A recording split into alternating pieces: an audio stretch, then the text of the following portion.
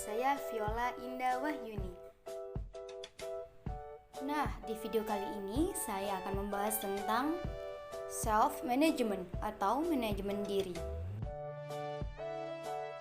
Tujuan manajemen diri: belajar mengelola dan mengekspresikan emosi secara tepat, mengendalikan impuls, mengatasi tantangan, menetapkan tujuan, dan tekun. Tips untuk meningkatkan keterampilan manajemen diri. Yang pertama yaitu janganlah sering menunda pekerjaan. Setiap manusia pasti pernah melakukan hal ini. Ya, menunda-nunda pekerja. Cobalah untuk membiasakan diri agar tidak sering menunda segala sesuatu sekecil apapun itu. Hal itu sangat berdampak pada keterampilan self-management sebab melatih diri individu untuk bersikap disiplin dan bertanggung jawab atas segala sesuatunya. Yang kedua yaitu membuat priority scales. Individu yang hendak menerapkan dan meningkatkan keterampilan self-managementnya tentu akan menentukan skala prioritas di segala aktivitas atau pekerjaannya. Hal itu karena skala prioritas menjadi salah satu metode yang sangat efektif dan baik untuk mengatur manajemen waktu seorang individu. Dan yang ketiga yaitu mengakui kesalahan diri. Tips berikutnya yang dapat dilakukan guna meningkatkan keterampilan self-managementnya adalah mengakui kesalahan. Apa relasi self-management dengan mengakui kesalahan diri? Tentu itu akan berdampak pada peningkatan keterampilan self-management. Hal itu karena saat seorang individu melakukan kesalahan dan tidak mau mengakui kesalahan tersebut dan malah menyembunyikannya, tentu beban dalam diri individu itu akan semakin besar dan akan berdampak pada keterampilan self-managementnya. Aspek dari manajemen diri yang pertama yaitu organization. Self-management memiliki keterkaitan dengan kecakapan organisasi yang baik. Dengan kata lain, seseorang individu apabila memiliki self-management yang baik, dirinya dapat mengelola porsi waktu, energi, kesehatan mental, kesehatan fisik, dan lainnya secara baik. Apabila hal-hal itu dapat diatur oleh individu tersebut dengan baik, aktivitas yang hendak dikerjakan pun akan berjalan dengan tertata dan terarah. Yang kedua yaitu kemampuan memotivasi diri.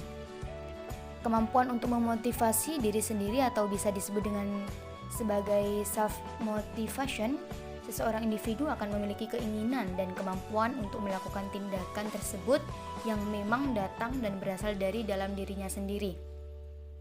Dengan begitu, individu tersebut dapat memulai, mengerjakan, dan menyelesaikan pekerjaannya itu tanpa harus diminta terlebih dahulu oleh orang lain. Hal itu karena adanya self-motivation dalam self-management. Dan yang ketiga yaitu manajemen waktu. Manajemen waktu atau time management, seseorang seringkali menyebutkan bahwa time is money. Hal itu menunjukkan kalau waktu adalah sesuatu yang sangat amat berharga meski sedetik pun. Bila mana seorang individu memiliki atau menerapkan self-management yang baik, pastinya ia memiliki time management atau manajemen waktu yang baik juga.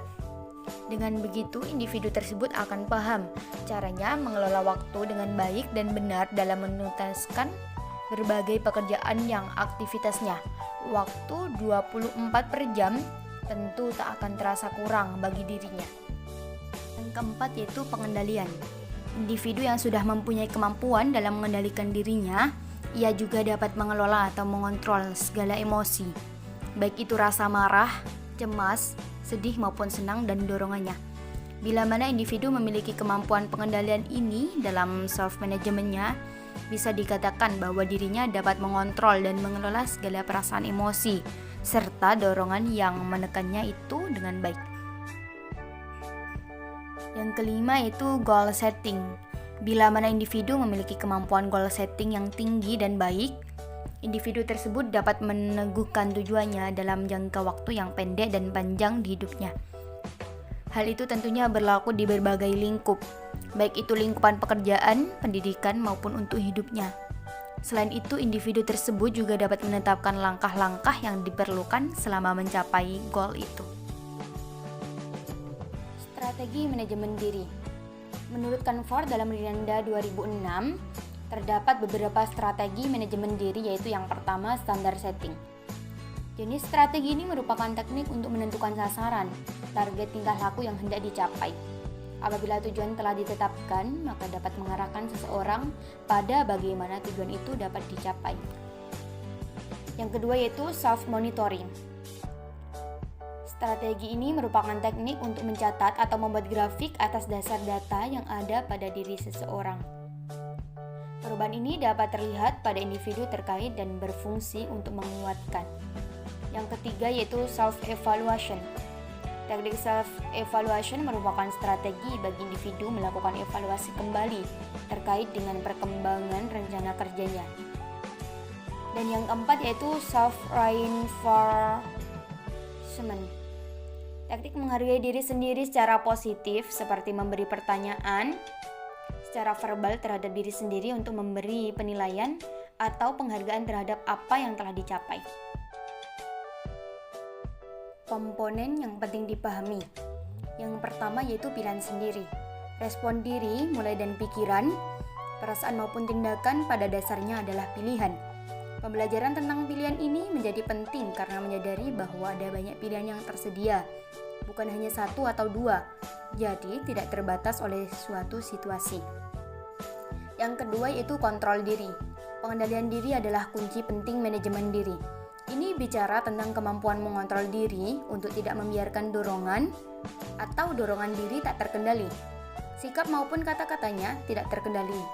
Ini juga komponen yang bicara tentang memahami kapan harus mengerem dan kapan boleh ngegas. Yang ketiga yaitu manajemen kemarahan. Bagian yang cukup penting dalam manajemen diri adalah ketika lagi marah atau kesal. Banyak yang tidak mampu mengendalikan atau mengekspresikan secara tepat.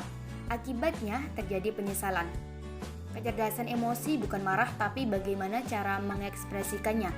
Yang keempat yaitu manajemen stres. Tekanan hidup atau permasalahan yang bertubi-tubi bisa membuat seseorang jadi tidak bekerja secara optimal. Stres selalu buruk karena membuat kita jadi lebih waspada. Tapi stres berlebihan bisa memperlemah kualitas hidup hingga kesehatan. Hal ini pun perlu dikelola. Yang kelima yaitu manajemen suasana hati. Orang dengan kecerdasan emosional yang baik berusaha mengendalikan suasana hatinya, bukan dikendalikan oleh suasana hatinya setiap hari. Yang keenam yaitu motivasi diri. Salah satu komponen pengelolaan diri adalah kemampuan menjadi motivator terbaik buat diri sendiri dan siap mengarahkan diri untuk mencapai suatu tujuan. Tidak selamanya motivasi harus dari luar, dan justru motivasi yang terbaik adalah motivasi yang datang dari diri sendiri. Dan yang terakhir yaitu fleksibel. Kata kunci yang sekarang banyak dipakai oleh tangkas, lincah, bisa merespon perubahan dan tantangan dengan sigap. Menjadi orang dengan manajemen diri yang baik juga harus tidak kaku, tidak ngotot dengan satu cara saja, tapi fleksibel.